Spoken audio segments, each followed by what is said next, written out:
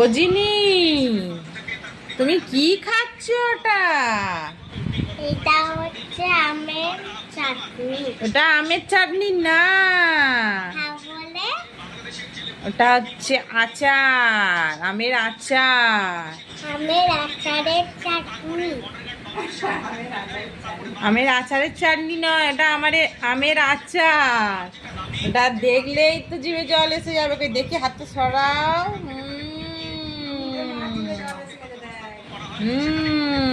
খুব টেস্টি। হ্যাঁ, এটা অনেক টেস্টি। এটা আমার ভালো লেগেছে। তোমার আমার কে করে এনেছে ওটা? ঠাম্মা। ও, এই জন্য আরো বেশি টেস্টি।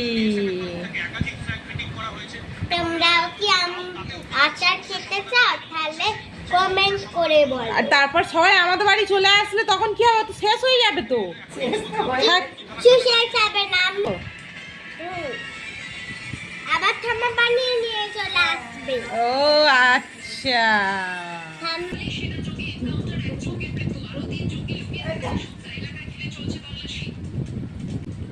ঠিক আছে, বুঝতে পারছো?